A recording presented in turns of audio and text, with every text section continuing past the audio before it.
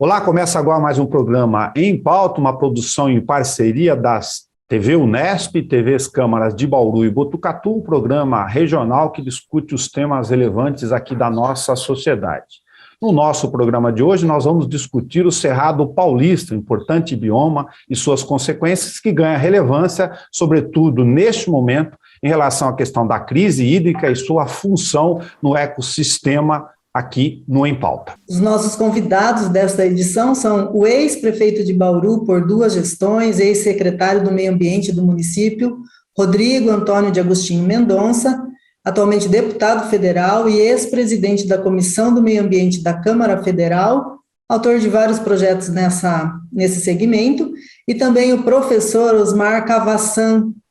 Ele é mestre em Biologia Vegetal pela Unesp, doutor em Ecologia pela Universidade de Campinas.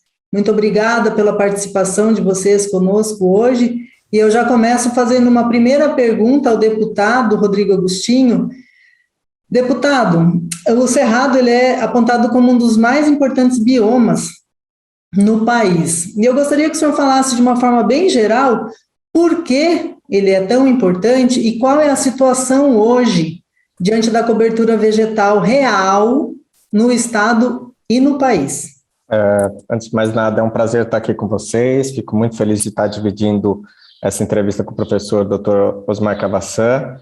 Bem, essa é uma pergunta que acho que o professor deveria estar respondendo, não eu, mas de maneira muito clara. O Cerrado é a savana mais rica em biodiversidade do mundo. A gente olha para aqueles documentários, né? Muitas pessoas cresceram assistindo aqueles documentários sobre a África, e as pessoas olham para aquela savana e acham que ali tem grande biodiversidade, mas é que ali a gente ainda tem a mastofauna, a gente tem os grandes mamíferos ali na África. No caso específico do Cerrado, o Cerrado perdeu essa grande mastofauna que tinha, né? Com exceção ainda da onça, da anta, dos porcos do mato, do tatu canastra.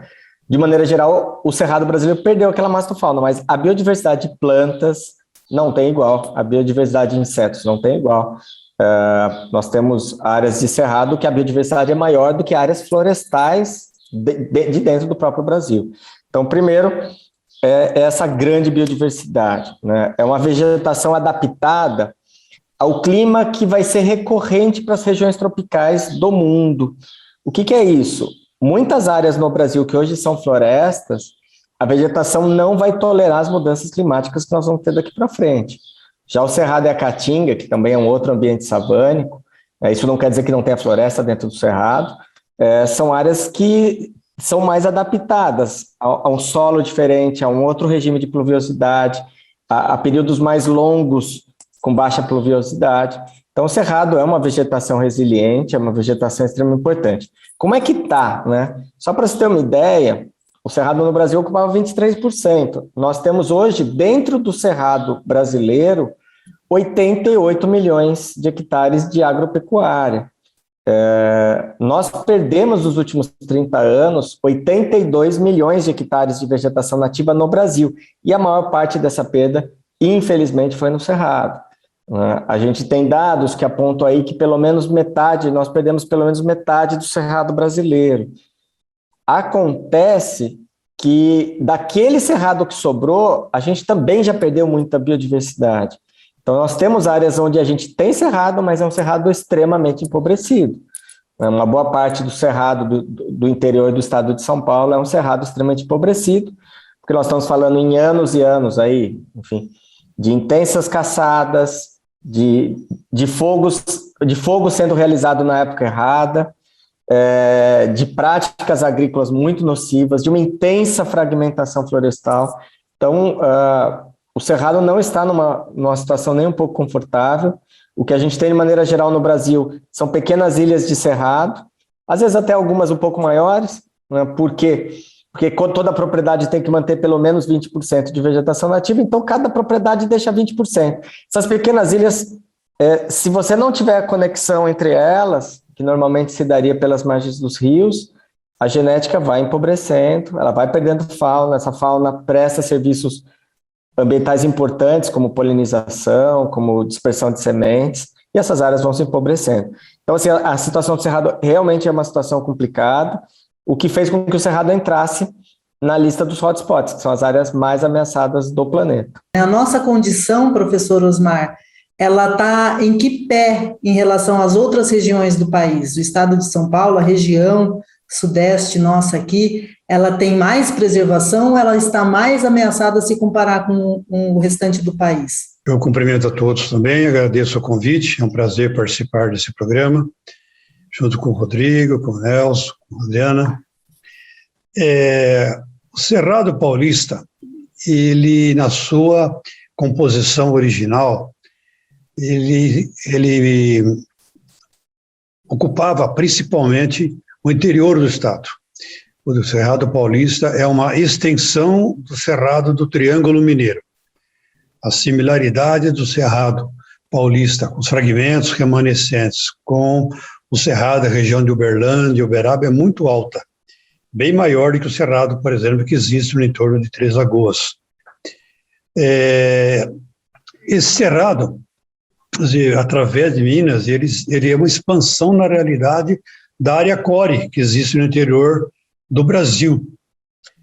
E com uma característica situação muito interessante, porque ele está localizado na região limítrofe da zona tropical.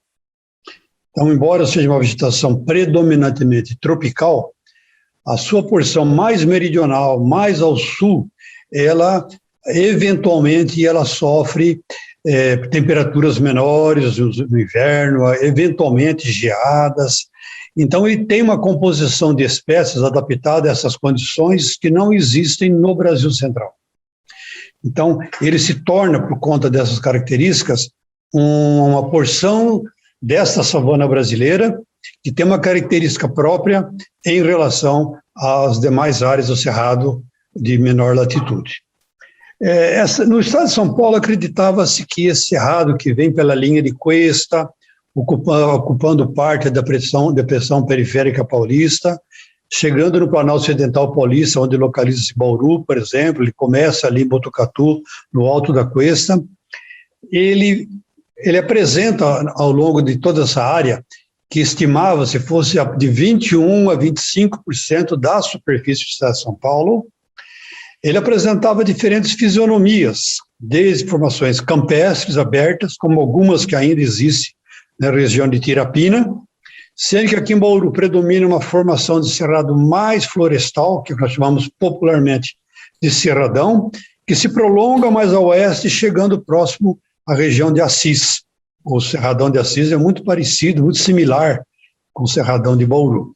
Então, há uma diversidade de fisionomias no estado de São Paulo, e essa diversidade de fisionomia está associada a uma diversidade de composições de espécies, principalmente espécies vegetais que são adaptadas a diferentes condições.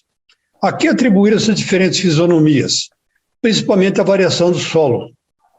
Os solos mais arenosos, mais profundos, com alta permeabilidade, como tem a região de Tirapina, predominam formações abertas, os campos cerrados. Solos com uma composição de química diferente, que se aproxima dos solos das matas. Nós vamos encontrar as formações mais densas, mais florestais, o cerradão. Bom, essa alta diversidade de ambientes associada a uma alta diversidade de espécies é uma riqueza muito grande. Por quê? Nos cerrados, e quando nós falamos cerrado, o que nós entendemos de cerrado? Depende da nossa abordagem. Então, por exemplo, eu posso falar a vegetação do cerrado quando eu estou me referindo às plantas do cerrado. Assim como eu vou falar a fauna do cerrado, eu estou me referindo aos animais do cerrado. Mas há um termo muito interessante que é estudado em ecologia, que é ecossistemas de cerrado. O que é um ecossistema? É uma abstração, na realidade.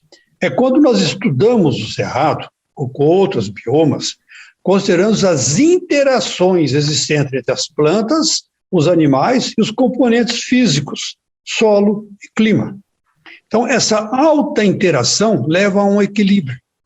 leva a uma série de situações que, se quebradas, podem causar consequências, muitas delas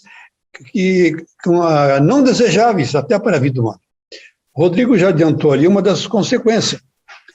É na vegetação nativa de mata e cerrado que nós encontramos espécies, porque quando nós falamos de fauna, a gente tende a associar massofauna, a associar animais grandes, mamíferos ou aves, mas há uma fauna de insetos, por exemplo, e de micro-organismos, muito importante, tão importante quanto os bichos grandes.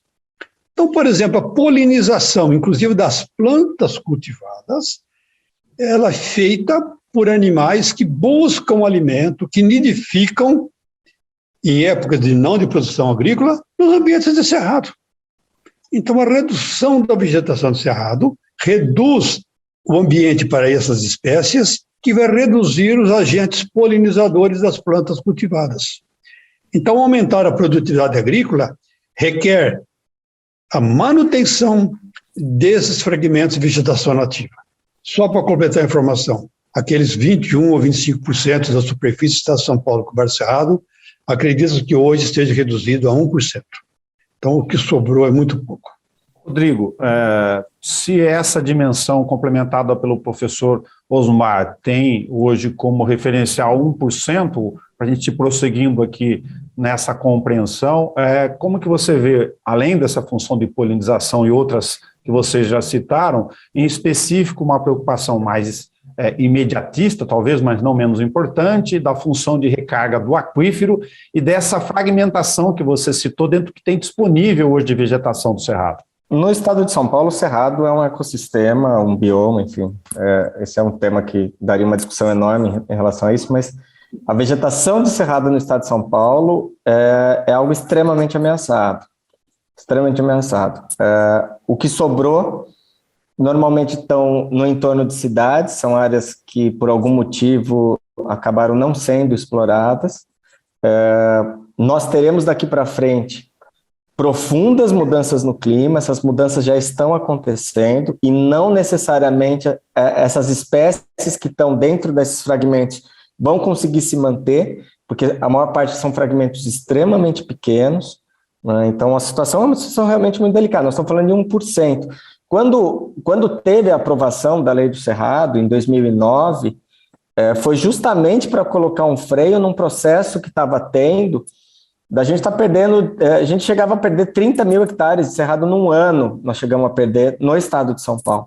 Então estava um processo de desmatamento muito intenso, né? Começou lá atrás com o café, depois as pastagens, a cana, liquidou com o que tinha de cerrado, algumas regiões de cerrado, as propriedades desmataram 100% das propriedades. O cerrado não é uma vegetação que você pode ir lá e replantar. As pessoas acham que é só ir lá plantar umas árvorezinhas do cerrado. Não vai dar certo, porque não é assim que funciona. Então, é uma vegetação que, se você quiser restaurar, vai ser muito difícil, vai ser muito trabalhoso, né? E a situação é uma situação realmente muito delicada. Estima-se que a gente ainda vai perder, mesmo com a lei do cerrado, a gente ainda vai perder metade do que a gente tem hoje de cerrado, né, dentro do estado de São Paulo. Então, o que vai sobrar são as grandes ilhas que conseguiram aí se transformar em unidades de conservação, e mesmo essas áreas vai ter que ter manejo, vai ter que ter translocação de espécies, vai ter que ter uma série de situações. Então, assim, a situação do Cerrado de São Paulo não é uma situação nem um pouco confortável, né? Isso vale para as principais cidades que têm cerrado no estado, né? Que a gente está falando de Bauru e Botucatu.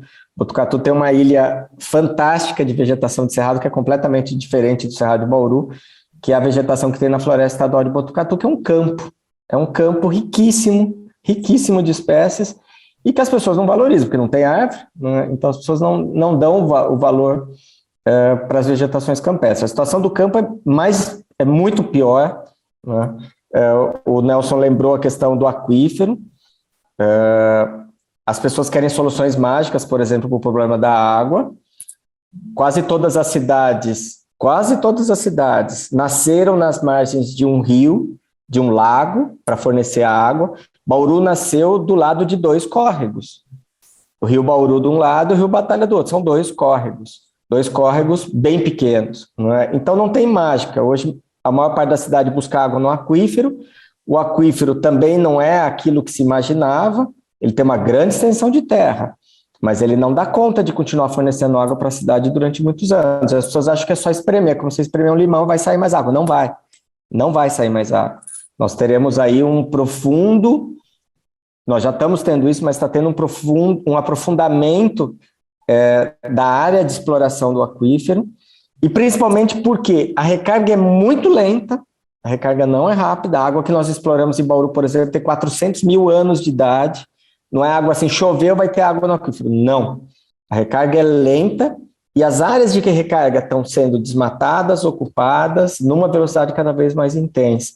Então, o cenário não é bonito, não é uma situação de extremismo, de alarmismo, mas é uma situação que não é nem um pouco confortável. O Cerrado tem uma importância muito grande para a gente poder manter vivo esse aquífero, a não ser que a gente decide fazer outras opções, de buscar água mais longe, buscar água no Tietê, coisas desse tipo. Adriana, só me permitir fazer uma ponte com o professor Cavassan, desse aspecto com o segundo link que a gente elaborou aqui, de pegar agora as porções, então, mais imediatas, professor. Como se sabe, tem aqui, em outras localidades, mas em Bauru talvez mais acentuado como exemplificação, uma disputa pelos fragmentos urbanos. Eu falei com o senhor há alguns anos, nessa discussão mais regionalizada, e o senhor me chamou a atenção por um ponto de partida, que a gente olha o quintal de casa e não olha essa composição do ponto de vista mais territorial. Para o senhor nos ajudar a entender isso, que seria factível nessa discussão de pequenos fragmentos urbanos que estão sendo pressionados, como se sabe, para liberações de áreas irreversíveis, e esta ideia de ter uma dimensão territorial que se interligue em corredores ecológicos ou não, para ter funcionalidade do que estamos conversando. Então, Nelson, é aquela história, o pequizinho que existe no fundo do meu quintal, se eu suprimir, que falta vai fazer. Esse é um discurso recorrente, onde todos acham que é importante termos preocupação com questões ambientais, desde que não seja para modificar aquilo que eu quero fazer no meu quintal.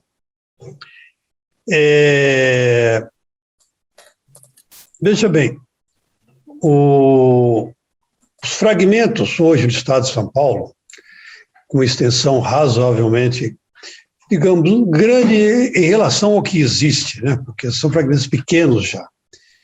Eles estão localizados próximos ao perímetro urbano. Se eles existem, é porque o histórico dele o protegeu. Uma delas, a principal situação, seria aquele fragmento foi transformado numa unidade de conservação. Muito bem. Se foi transformado numa unidade de conservação, mesmo aquelas unidades onde a propriedade ainda existe, né, ela não passou a ser do Estado, mas sim do proprietário, aquilo é apontado e com argumentos bastante fortes de que há um investimento grande em preservar aquele fragmento sem que ele, dono da propriedade, tenha um retorno. Quer dizer, ele está perdendo um espaço que ele poderia estar desenvolvendo uma prática qualquer com retorno econômico. Nós temos no estado, aqui em Bauru em especial, porque há um problema sério pela proximidade do perímetro urbano, uma discussão de que aquele fragmento de cerrado preservado no Jardim Botânico Municipal, na reserva da Unesp e na reserva do Instituto Lauro Souza Lima, onde está o Hospital Lauro Souza Lima, né? Aquela terra pertence à Sociedade Beneficente Anésio Carvalho Aguiar, que é um fragmento que, juntando os três fragmentos, mais algumas áreas particulares, dá quase 400 alqueires. Que por conta dessa preservação dessas áreas, nós estamos perdendo indústrias para cidades vizinhas que não têm esse problema. Então, são argumentos fortes, são argumentos que, de repente, apelam para a questão econômica de imediato. Nós estamos deixando recolher ICMS, estamos deixando gerar emprego e vamos fazer isso no município vizinho, que eles não criaram esse problema para nós. Como resolver isso? Como discutir isso daí? Primeiro, eu desconheço um plano que tenha tido continuidade, onde se faz um plano diretor da cidade envolvendo áreas para o desenvolvimento industrial, comercial, agrícola e assim por diante. Existem planos, sim. O problema é que esses planos eles não há uma continuidade em diferentes gestões.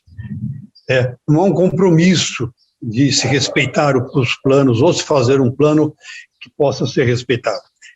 Há cidades, como Bauru, por exemplo, que na zona oeste, por exemplo, no noroeste, existem grandes extensões de terras improdutivas, recoberto por pastagens degradadas, que poderiam servir, sim, para o desenvolvimento da área industrial e não necessariamente a área de cerrado, que existe mais na zona sudeste.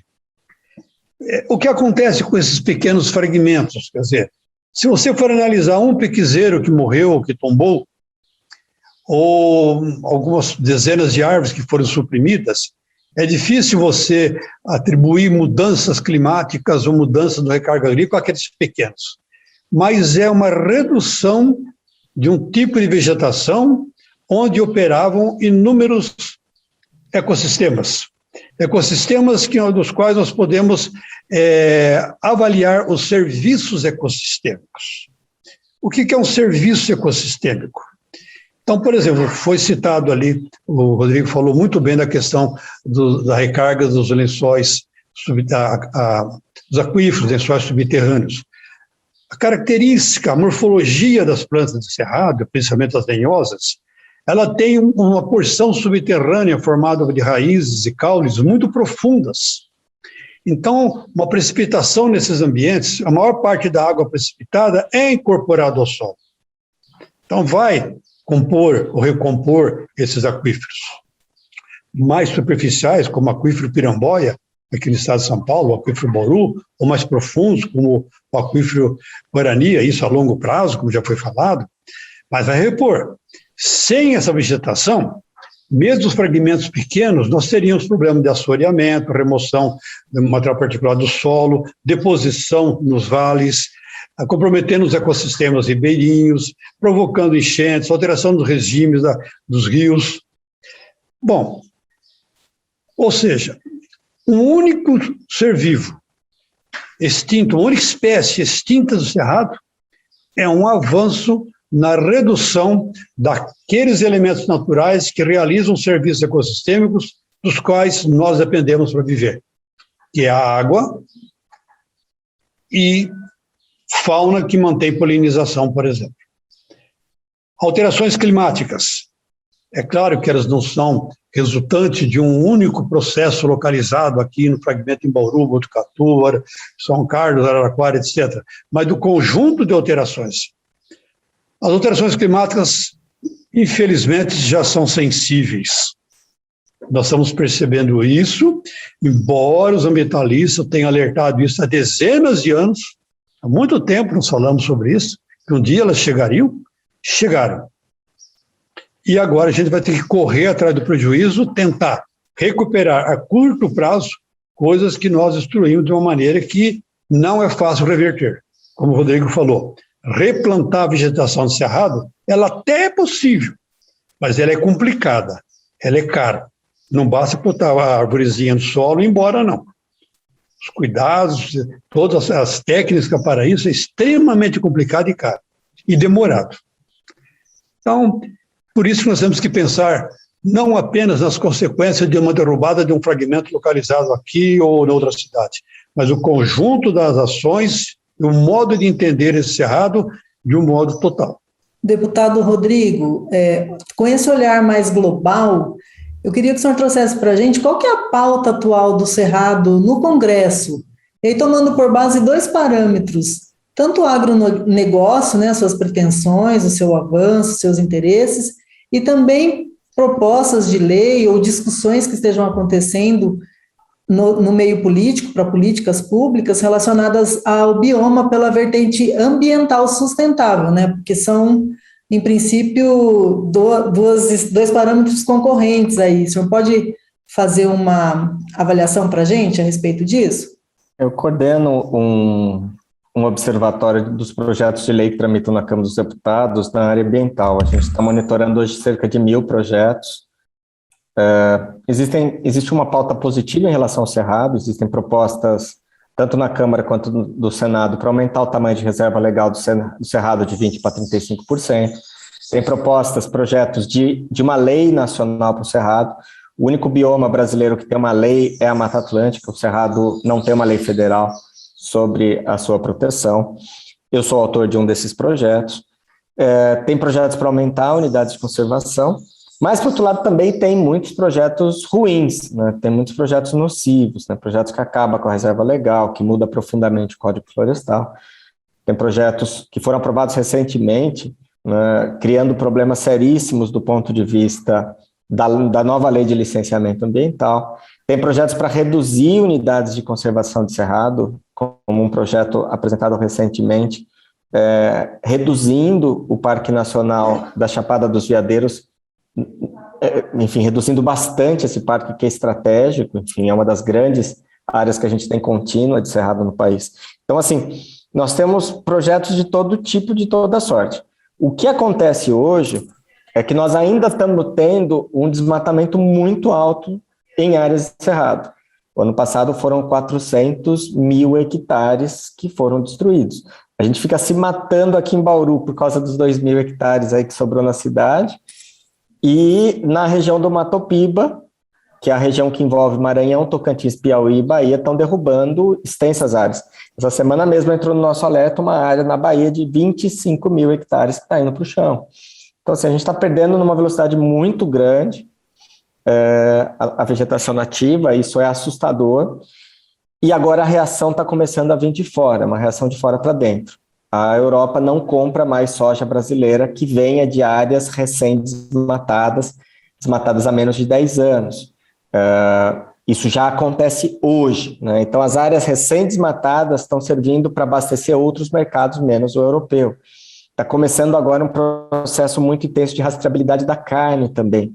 As pessoas querem saber se essa carne está vindo de áreas que foram recém-desmatadas, isso vale para o Cerrado e vale para a Amazônia. Então, está tendo uma reação muito grande, porque o mundo inteiro está enfrentando a questão das mudanças climáticas, o mundo inteiro está gastando muito dinheiro para fazer a mudança de tecnologia, para a gente sair do petróleo e para a energia solar, para a energia eólica, enfim, para os veículos elétricos, e alguns países como o Brasil derrubando muita floresta. O Brasil é um líder isolado, a gente, por conta desse desmatamento, a gente hoje é o 5º maior emissor de gases de efeito estufa, e o Brasil vai ser pressionado a fazer alguma coisa, não é? Só para você ter uma ideia, com os produtores de soja hoje, só com os produtores de soja, nós temos hoje 4 milhões de hectares de excesso de reserva legal.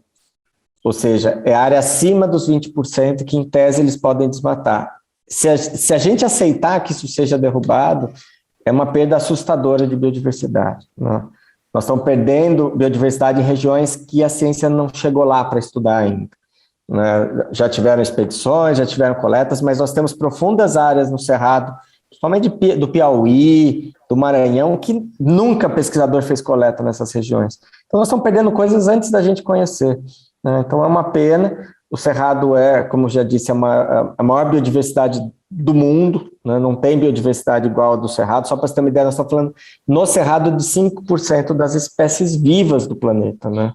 São mais de 12 mil espécies de plantas apenas. Então, é uma coisa realmente muito importante para o mundo, para a gente perder e ficar com essa discussão rasa se meia dúzia de lotes dentro do Distrito Industrial de Bauru vão poder ser usados ou não. A discussão em Bauru sobre esse tema sempre é uma discussão rasa, liderada por grupos imobiliários que querem a ocupação dessas áreas. Eles usam sempre as mesmas desculpas de meia dúzia de lotes no Distrito Industrial, quando na verdade eles querem ocupar grandes outras áreas e por isso ficam o tempo todo querendo fragilizar a legislação. Obrigada, deputado. Obrigada, professor Osmar. A gente vai encerrando assim o primeiro bloco com essa mensagem de que a gente tem que agir localmente, mas pensando globalmente, que é uma situação, o Cerrado, o meio ambiente, uma situação de vida ou não. Fica por aí, daqui a pouquinho a gente volta com essa discussão no Em Pauta.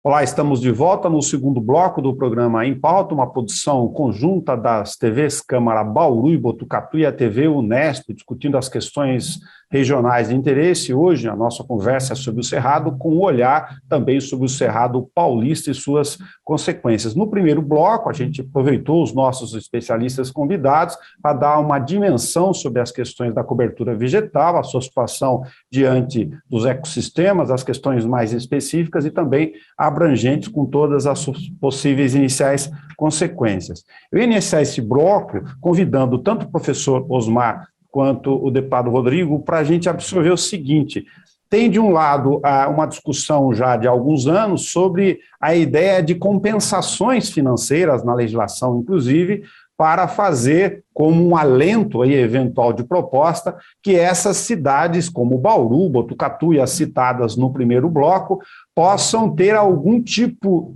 de resposta financeira como serviço para a proteção dessas áreas. E de outra, como se sabe, bem pontual, uma questão da disputa na Assembleia Legislativa, em específico do Estado de São Paulo, para a flexibilização de cerrados urbanos. Inclusive, o ex-ministro Ricardo Salles, do Meio Ambiente, que na época, recentemente, era o secretário estadual do Meio Ambiente, veio a Bauru, e na época eu só fui testemunha disso como jornalista, para defender o chamado flexibilização do cerrado urbano irreversível. Enfim, como no primeiro bloco, um ponto mais imediato de representantes dos interesses muito específicos aqui nas outras cidades, e de outro, uma discussão global, inclusive internacional, sobre essa capacidade ou nossa necessidade de pagar pela compensação eventual dessas preservações. Como vocês veem isso? Olha, esse pensamento de compensação para aqueles que protegem, aqueles que preservam, é uma ideia que já é bem cultivada e exercitada em alguns lugares, né? Ele parte do princípio de que os custos de preservação, o custo de preservação é local e o benefício é nacional ou internacional. Quer dizer, eu tenho prejuízo na minha produção para que todos se beneficiem. Essa é a ideia da prestação de serviços ambientais. Conhecemos bem o caso de Extrema, né, onde muitas nascentes que formam o complexo Cantareira, que é a principal fonte de água para a cidade de São Paulo, né? A Prefeitura de São Paulo contribui para aquela comunidade onde estão as nascentes dos riachos que fluem para o sistema Cantareira, para que eles preservem as matas nas nascentes e próximo aos rios. Mesmo assim, São Paulo, em poucos anos, ela terá um caos. É duro fazer essa previsão apocalíptica, mas tomara que eu esteja errado. Mas a água do sistema Cantareira e o sistema Guarapiranga, etc., eles estão sendo reduzidos de uma maneira muito rápida, né? Então eu vejo com muita preocupação o abastecimento de água em São Paulo, que deverá acontecer associado a uma educação ambiental para que haja um programa racional de utilização de água, né? A aprender com outros países. Eu tive uma época na Austrália e o banho lá que eu tomava não podia durar mais do que 3 minutos. Não se lavava prato na pia. Era um produto que passava no prato e voltava para a prateleira, né? Até aquela água que pinga do ar-condicionado, eles retêm. É útil, não perde uma gota de água.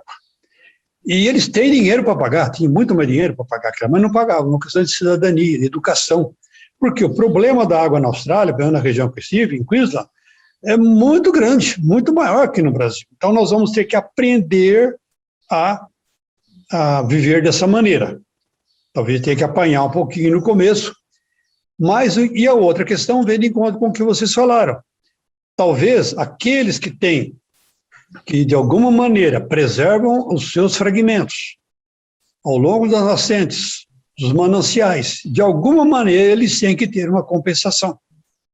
criar-se, já existe uma lei para isso, foi criado recentemente, mas que se discipline isso, eu não sei que fase que está, o Rodrigo pode depois me explicar melhor, que eu também tenho dúvida sobre isso, mas eu sei que 1 ou 2 anos atrás foi criada alguma coisa nesse sentido, para que realmente as pessoas possam ter uma recompensa em manter vegetação nativa nas suas nascentes, né? Seria prestação por serviços, pagamento por serviços ambientais que foram prestados. Essa é uma questão.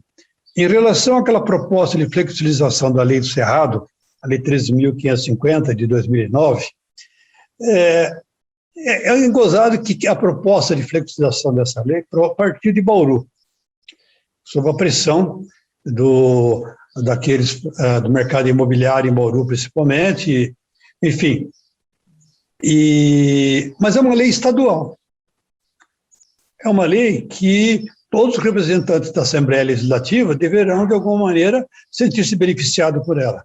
Eu só espero que ela não sirva de moeda de troca para negociação para outros tipos de leis, independente de existir uma preocupação sobre a real necessidade de se desenvolver e preservar ao mesmo tempo, que é que deveria ser o pensamento dominante. Ela tem algumas coisas que me preocupam muito, né? Por exemplo, quando ela permite o desmatamento de fragmentos de cerrado em áreas bastante antropizadas, em áreas urbanas, que acontece muito em Bauru. Então, esses fragmentos, em alguns loteamentos, alguns bairros adjacentes, que justamente não estão nas maiores áreas de reserva, estariam todos sujeitos ao desmatamento. E fica bem, para mim é difícil também saber qual é o limite da área urbanizada, ou até onde nós podemos considerar uma área antropizada ou não antropizada que justifique a derrubada daquilo. Então, ela não esclarece, não deixa claro esses limites. É bem subjetiva essa interpretação.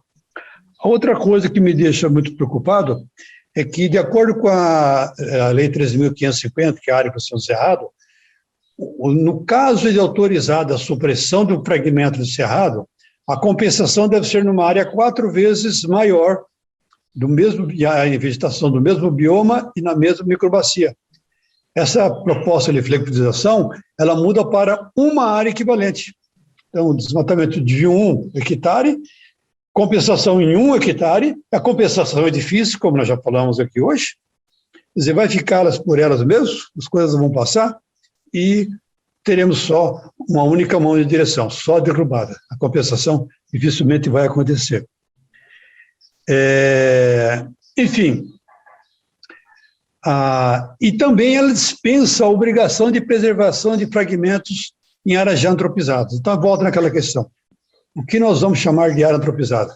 Meia dúzia de casas, um loteamento aprovado, um terreno no meio, enfim. Esse limite, essa definição é muito imprecisa. Então, parece-me, né, vamos falar assim, parece-me que ela foi feita para favorecer aqueles que têm interesse em suprimir a vegetação de cerrado. Isso me preocupa muito. Agora, no fundo, há uma deputada que está encaminhando isso, mas não vejo, pelo menos que eu percebi até agora, uma simpatia por parte de outros parlamentares em aprovar essa lei, não. Tomara que isso seja certo. Na Câmara dos Deputados, nós aprovamos a Lei de Pagamento por Serviços Ambientais, é um projeto que eu lutei muito para que fosse votado. A gente está com uma agenda importante para a valorização das florestas brasileiras, das áreas de vegetação nativa, e a Lei de Pagamento por Serviços Ambientais se transformou na Lei 14.119, foi sancionada esse ano. Nós conseguimos derrubar no plenário do Congresso Nacional os vetos que tinham nela, e agora ela vai precisar ser regulamentada, mas ela permite, entre outras coisas, algo que era bastante polêmico, que é o poder público pagar para o privado manter uma floresta em pé. Então, é uma estratégia importantíssima e nos países onde a política de pagamento de serviços ambientais vem sendo implementada, tem dado bons resultados. Começou na Costa Rica, mas a gente tem aqui os vizinhos, o Equador, o Peru, a Colômbia, com projetos muito importantes, não só para remunerar a manutenção da floresta, como para restaurar áreas de floresta. Outro instrumento importante que está em discussão na Câmara dos Deputados é o mercado de carbono. Nós teremos a Conferência de Clima agora no final do ano na Escócia, em Glasgow. Eu vou estar representando o Congresso Nacional na conferência, e vai estar em discussão a regulamentação do artigo 6º, que é justamente esse mercado de carbono por meio de desmatamento evitado. Então, toda vez que você desmata, você transforma aquela floresta, aquela vegetação em carbono, seja metano com a decomposição, seja gás carbônico com a queima da floresta. Então, é uma estratégia importantíssima. O Brasil vai receber muito recurso e aí vai poder aportar na manutenção dessas áreas. É importante dizer que Bauru não apenas perde com a manutenção do cerrado, como as pessoas dizem. Bauru está recebendo milhões e milhões a mais no ICMS. O jornalista Nelson Gonçalves tem feito várias matérias sobre o aumento de arrecadação de Bauru, e uma parte significativa desses aumentos é em decorrência do ICMS ecológico de São Paulo. O ICMS ecológico, ele amplia os recursos para os municípios que possuem unidades de conservação. Bauru já recebia pela Estação Ecológica Sebastião Aleixo da Silva e já recebia pela APA estadual do Rio Batalha. Recentemente, as áreas de Cerrado, do Jardim Botânico, da Unesp, do Lauro Souza Lima e dos assentamentos do INCRA, essas áreas todas foram transformadas em unidades de conservação estaduais e também já estão trazendo mais dinheiro para Bauru. A legislação do ICMS ecológico foi atualizada recentemente. Isso vai significar um volume ainda maior de recursos para a cidade. Então, a cidade já está recebendo recursos a mais por ter vegetação preservada, né? Isso é importante dizer, porque as pessoas acham que Bauru não recebe absolutamente nada por isso. Bauru recebe, e o valor não é pouca coisa, né? Então, assim, eu particularmente acho que a gente vai ter que ter outras estratégias também, a gente vai ter que ter um cardápio de estratégias, né? Tem áreas que, infelizmente, a gente vai acabar perdendo ao longo do tempo. Vou dar alguns exemplos, né? Esses fragmentos que a gente tem em loteamentos do passado de Bauru, que não foram implementados, porque os loteadores em Bauru abriam as ruas, vendiam os lotes e não colocavam a infraestrutura. Então, a gente tem Vila Aviação, Santos Dumont, Vale do Igapó, esses bairros, e eu acho que, particularmente, através de desmatamento ilegal, eles vão estar sendo ocupados ao longo dos próximos anos. Acho que dificilmente o poder público vai comprar essas áreas, que são lotes pequenos, para conservação, né? Embora a cidade tenha uma compensação ambiental muito grande para fazer, em virtude de uma série de obras, uma série de licenciamentos. Concordo com o professor quando ele fala em relação ao texto atual desse projeto de mudança da Lei do Cerrado. O texto é muito ruim. Eu não veria problema nenhum em autorizar o desmatamento de pequenos lotes dentro de áreas urbanas consolidadas, não dentro de perímetro urbano. Perímetro urbano você muda a hora que você quiser, né? Essa que é a grande questão. Você muda o perímetro e autoriza o desmatamento. Então, assim, eu acho que o texto tem problemas, né? A gente teria que definir com clareza que tipo de área urbana consolidada que a gente estaria falando, e a gente teria que avaliar a questão da compensação. Por quê? Porque o desmatamento de uma área de cerrado não é algo que possa ser mitigado. Você não compensa, você não consegue replantar uma área de cerrado da mesma forma como você poderia fazer em tese com uma mata ciliar, né? Que, por exemplo, você pode ter uma autorização de desmatamento de uma mata ciliar para fazer uma ponte sobre um rio, por exemplo. Aquele pedaço você consegue, de certa forma, compensar através do reflorestamento. O cerrado não, né? Então, assim, a gente não tem ainda ferramentas muito boas de compensação, e essas compensações, de fato, não acontecem. Só para você ter uma ideia, tem um estoque de TCRAs, que são os termos, né, de compensação aí, por desmatamento no estado de São Paulo, tem um estoque na CETES de mais de 1 milhão de hectares que não foi plantado.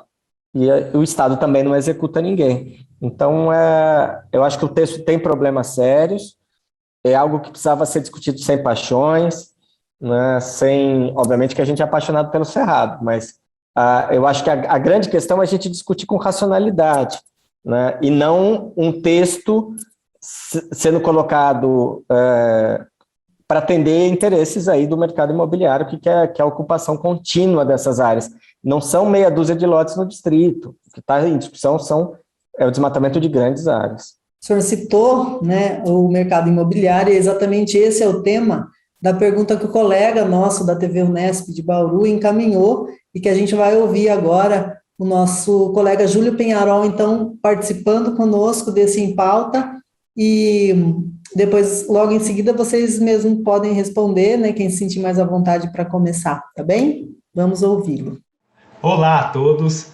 As cidades, incluindo as pequenas e médias como Bauru, Botucatu e Marília, elas expandem seus perímetros urbanos, muitas vezes também pressionadas pelas questões econômicas imobiliárias, por empresas que querem construir novas edificações. A minha primeira pergunta é, então, como conciliar esta pressão com o que sobrou do Cerrado? Em Bauru, muitas vezes, as APPs e as APAs, elas costumam ser apontadas pelos donos de terra e também pelos empreendedores como obstáculos para esta expansão. É o que eu já disse, né? Eu acho que a gente vai precisar ter outras estratégias. As cidades precisam olhar com mais carinho para essas áreas. Nós precisamos ter uma integração da política urbanística com a política ambiental dos municípios. Bauru é uma das cidades que tem um plano para o seu cerrado, para as áreas de floresta estacional. Nós temos em Bauru áreas de proteção ambiental que foram criadas justamente para disciplinar o crescimento da cidade. O Brasil está tendo um problema muito sério de desindustrialização. Isso não é um problema de Bauru, é um problema do país. E aí, muitas vezes, a cidade se culpa, achando que nós estamos perdendo indústrias por conta da lei do Cerrado. Não tem absolutamente nada a ver uma coisa com a outra. Nós estamos perdendo indústrias porque o Brasil não é competitivo mais do ponto de vista de produção industrial. Quase tudo que se produz no mundo vem da Ásia. Agora, a gente tem aí um desafio para enfrentar, né? Como é que a cidade vai crescer de forma organizada? Como é que a gente vai redesenhar o crescimento das cidades? No caso do Brasil, a maior parte do desmatamento não é por conta de cidades, é por conta da agricultura. No caso específico das cidades paulistas, uma boa parte do desmatamento é por conta do crescimento de cidades. É o caso de São Carlos, é o caso de Bauru, é o caso aqui da vizinha Agudos, é o caso de Botucatu, né, onde você está tendo uma contínua expansão das cidades. São cidades médias, cidades fortes, cidades que têm uma pujança e que as pessoas querem ocupar essas áreas.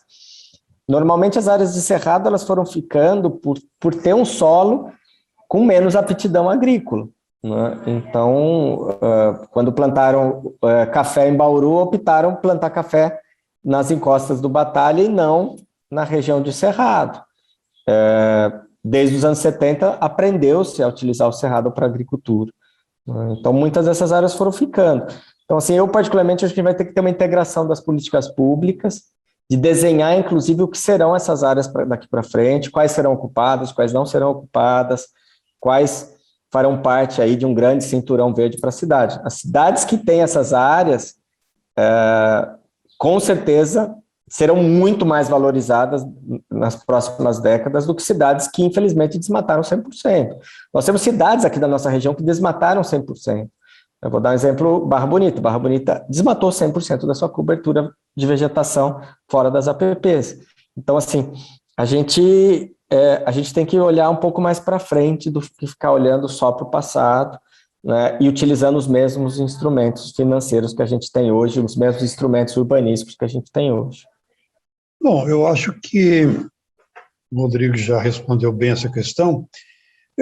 Em termos de APPs, a APP, Código Florestal Brasileiro, ela tem que ser respeitada e há um motivo para que elas existam. Geralmente estão associadas à fonte de águas, nascentes, rios, sem os quais, e nós já falamos dos problemas que nós estamos tendo e teremos por conta da disponibilidade de água para abastecimento da população. Então, a APP é plenamente justificável e não se justifica alguém contrariar ou, de alguma maneira, ocupar APPs, né, sem que isso incorra no crime ambiental. As APAs não significa que elas impedem o crescimento. Na verdade, as APAs também foram criadas com motivos. As APAs bauruenses, todas elas foram criadas principalmente por conta de fontes de água, que é o Batalha, principalmente, Vargem Limpa, né, e o da água parada. Quer dizer, de alguma maneira, quem as criou, o grupo que as criou, acho que teve uma visão de que no futuro nós estamos tendo já problemas com fontes de água de boa qualidade. Com certeza, esse procedimento, essas ações serão reconhecidas como sendo medidas que já previam um problema maior e essas APAs foram criadas. Mas hoje ainda eu acho que a grande pressão que é exercida sobre essas áreas protegidas resume mais na ignorância daqueles que fazem essa pressão por não entenderem. Eu vejo que as pessoas confundem com grande frequência o que é uma APP, o que é uma APA, o que é uma reserva, o que é uma área verde, eles colocam tudo, e são coisas completamente distintas, criadas por motivos diferentes. Talvez valesse a pena um esclarecimento da real natureza de cada um e o porquê que eles foram criados. Porque motivos para que eles existirem são motivos bastante fortes.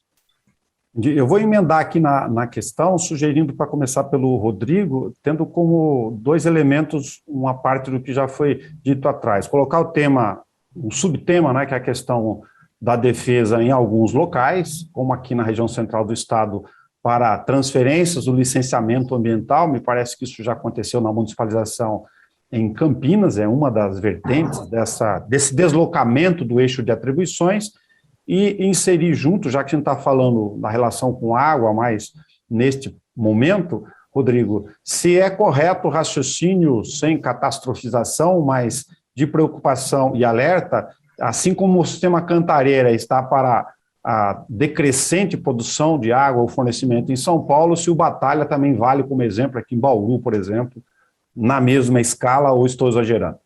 Você colocou duas questões aí, vamos lá. Eu quero falar um pouco mais dessa questão da água, Nelson. O plano nosso de recursos hídricos, o nosso plano de abastecimento, foi contratado ainda no meu governo, que foi debatido muito na Câmara nos últimos tempos.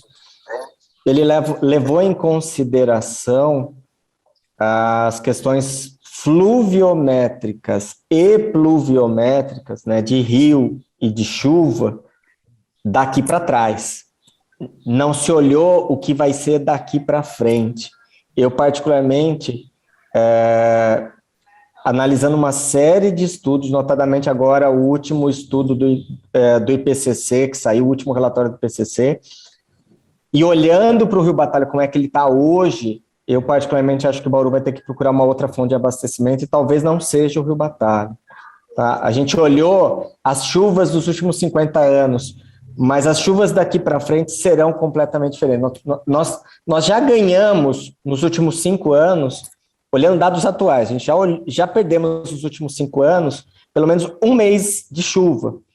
O nosso período de seca está com 15 dias, está começando 15 dias antes e está terminando 15 dias depois. Então, assim, não é uma questão de catastrofismo. A situação, ela realmente é catastrófica, mas nós vamos ter que ter um olhar para o planejamento um pouco diferente. Talvez a ideia que a gente tem, né, de recursos naturais inesgotáveis, que basta uma obra física se resolve, eu acho que a gente vai ter que repensar isso. A população cobra o poder público e o poder público cobra também de quem está à frente do poder público soluções rápidas e milagrosas. Botucatu, por exemplo, nós estamos aí com a Adriana, Botucatu está fazendo uma grande represa, gastando 50 milhões, pelo menos a última vez que eu vi, o orçamento estava em torno de 50 milhões para fazer uma grande represa para resolver o problema de abastecimento de água. Só que a torneira é a mesma. A represa, você só armazena a água. A nascente, os córregos que abastecem essa represa são os mesmos. Então, corre-se um risco da gente ter uma grande represa que vai ficar uma boa parte do tempo do ano vazia. Né? Então, assim, a gente vai ter que repensar uma série de situações. E o Cerrado é importantíssimo que a gente coloque ele, que a gente coloque isso na mesa, né? Que a gente coloque isso na discussão. Né? E não só no caso específico do Cerrado, né? A conservação de maneira geral da nossa vegetação nativa, que inclui a vegetação do Cerrado, a vegetação ciliar, enfim, as vegetações ciliares. Esse ano a vegetação ciliar do Batalha inteira queimou com a geada E ainda bem que não pegou fogo, porque esse pedaço de fogo se queimava de Bauru até o Tietê, né? E a maior parte das plantas que tem na Mata Ciliar do Batalha não são plantas resistentes ao fogo, né? Não são plantas resilientes como a gente tem as do Cerrado. Então, acho que a gente tem um desafio enorme aí pela frente, de discutir, inclusive, a questão do abastecimento das cidades. Eu vejo uma questão, é o conhecimento de funções ecológicas de fragmentos de vegetação e a divulgação desse conhecimento. Eu estou falando dos pesquisadores, eu estou falando da universidade, onde concentra a maior quantidade de pesquisadores. A academia, ela estuda bem isso daí. Entre os membros da academia, é conhecido a importância da vegetação nativa, a sua relação com a água, a sua existência como clima, enfim, ela tem as respostas para muitas dessas questões. O problema é como que se pode utilizar dessas respostas e empregá-las numa gestão. A universidade, ela não se busca na universidade essas respostas, ou será que a universidade não oferece essas respostas? Então, parece-me que há uma espécie de uma redoma na universidade, onde o trânsito entre aquilo que se aplica e aquilo que é gerado não acontece. Então, eu queria lembrar um pouquinho o começo da fala do Rodrigo, que ele falou uma coisa muito importante. Se nós estamos caminhando para um período mais seco, que vai comprometer a disponibilidade de água, talvez seja importante conhecer quais são as espécies adaptadas a esses períodos secos e que elas venham entregar os futuros fragmentos, sem ter a necessidade de se despender dinheiro com irrigação dessas plantas ou ficar plantando coisas que acabam não se desenvolvendo por falta da água.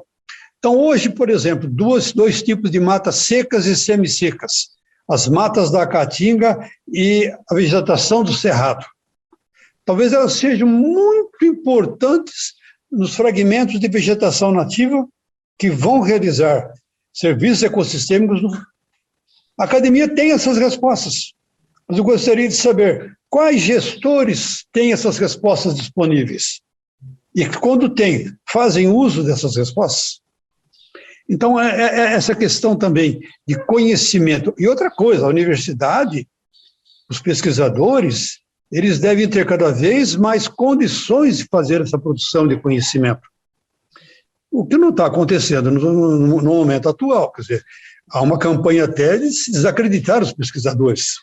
É terrível isso, né? Mas, de alguma maneira, eu acho que também o conhecimento, o planejamento em cima do que se sabe, com fundamentação científica séria e responsável, hoje ela é imprescindível. Os problemas existem e as soluções, elas talvez possam existir desde que sejam fundamentadas em conhecimentos com razoável grau de serem corretos.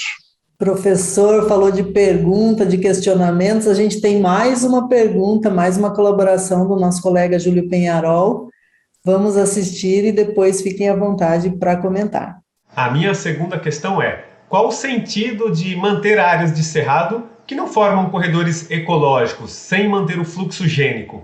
A grande questão que a gente tem hoje é que 100% do Cerrado Paulista está no formato de fragmentos. Então, nós podemos dizer que 100%. O que nós temos, a diferença é que nós temos fragmentos pequenos e fragmentos médios. Mesmo as grandes reservas de cerrado são fragmentos. Então, esse é um ponto. O segundo ponto, eu acho, é a gente avaliar a importância biológica dessas áreas, o grau de eutropização dessas áreas, o quanto de fato essas áreas estão isoladas ou não. Não dá para simplesmente dizer, olha, fragmentos abaixo de 1 hectare, abaixo de 10 hectares não tem importância. Não dá. Nós estamos numa situação onde nós temos um bioma criticamente ameaçado. Não estamos falando mais apenas das espécies, estamos falando de um bioma inteiro ameaçado. Mesmo nos pequenos fragmentos, nós temos o recebimento anual de aves, por exemplo, de aves migratórias que chegam e utilizam esses fragmentos, né? Então, assim, nós temos que ter um olhar muito mais do que esse olhar simplista, nós temos que ter um olhar para a nossa paisagem. E é difícil, é muito difícil, porque a gente cresceu tendo um olhar diferente, né? A gente olha, é muito mais fácil você planejar aquilo que você está olhando, do que você fazer um planejamento de paisagem, né, onde você começa a olhar as conexões, começa a entender que também que vegetação não é apenas com a finalidade de manutenção da fauna, a vegetação também tem uma função em si, né? Então, eu acho que é um debate que precisava ser aprofundado, né? Obviamente que pequenas ilhas de vegetação dentro da área urbana, da malha urbana, tem uma importância menor do que áreas de vegetação, onde a gente consiga criar corredores maiores, onde a gente consiga manter a genética daquelas espécies ali preservados. Eu acho que a gente tem aí, enfim, um grande desafio que precisa ser colocado. Eu acho que parte dessa pergunta ela já foi respondida anteriormente. O estudo de corredores ecológicos é um estudo em andamento. Ele ainda apresenta muitas questões a serem respondidas. Porque quando nós fazemos um corredor, geralmente os corredores aproveitam as APPs ao longo dos rios, dos riachos, né? Seriam áreas que naturalmente ou por lei deveriam estar protegidas. Então, a ligação com essas APPs entre um fragmento cerrado e o outro não iria desapropriar áreas maiores, né, e permitiria um fluxo higiênico entre um fragmento e o outro, aumentando a diversidade genética e, consequentemente, a operação de ecossistemas naqueles ambientes. Então, a primeira pergunta que se faz, quais seriam os organismos que podem se valer desses corredores, né?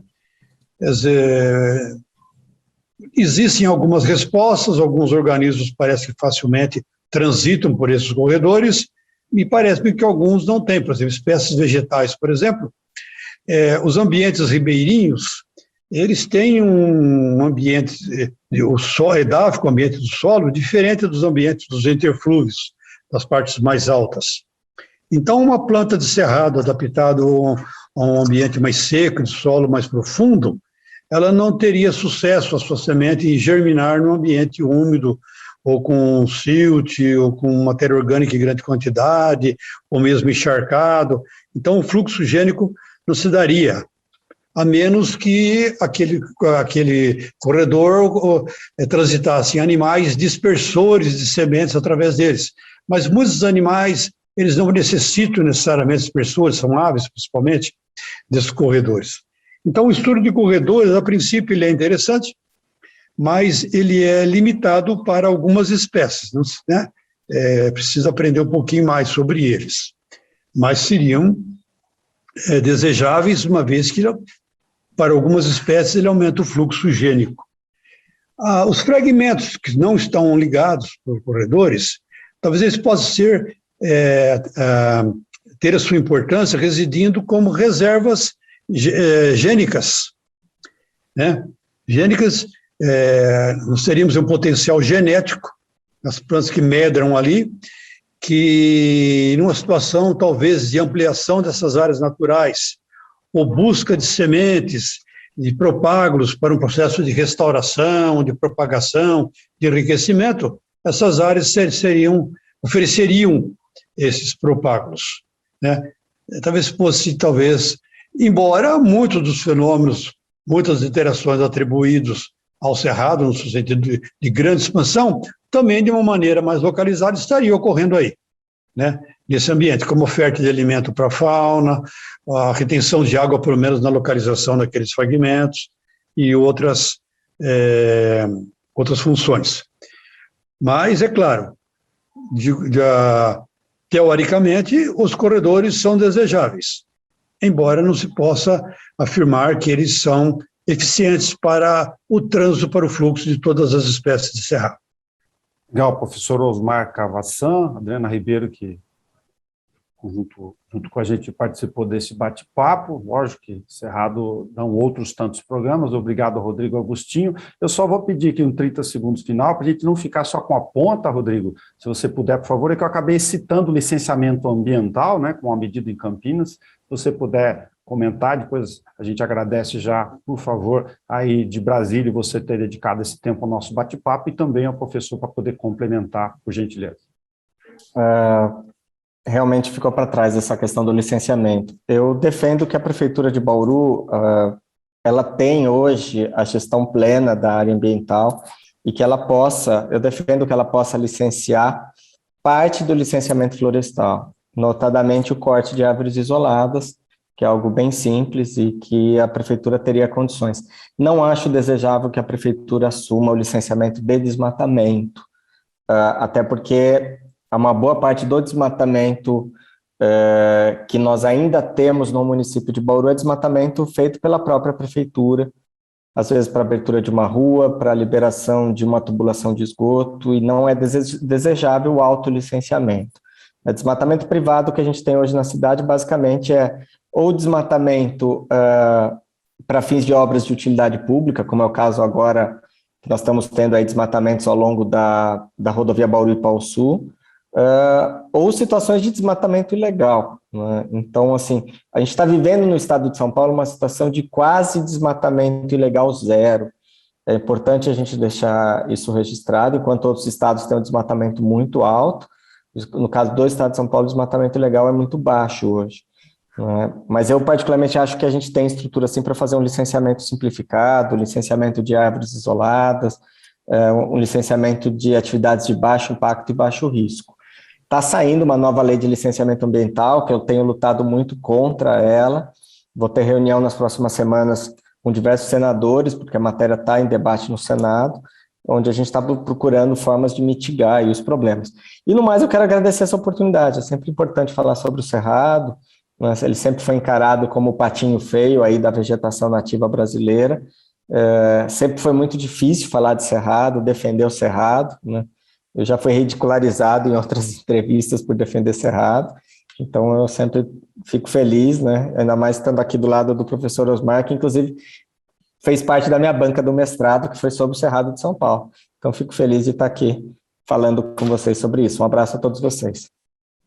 Obrigado, Rodrigo. Professor, muito obrigado por ter participado conosco desse bate-papo junto com a Adriana aqui. Eu que agradeço a oportunidade e foi um prazer estar presente com você, rever o Rodrigo, né? Está com a Adriana, você, Nelson. E vamos aguardar, esperar que nós tenhamos no futuro algum tipo de pensamento organizado e com revisão de valores a respeito, não só do Cerrado, mas todos os ambientes naturais do nosso país. Obrigado ao professor Osmar, ao deputado Rodrigo, a Adriana Ribeiro, que acompanhou a gente aqui no Em Pauta, lá de Botucatu, aqui no estúdio da TV Câmara Bauru, e do Júlio Penariol, que colaborou conosco com a terceira parceira, a TV Unesp, aqui de Bauru. Em Pauta é isso, discussão de temas regionais que interessam a todos aqui na nossa aldeia. Até o nosso próximo encontro.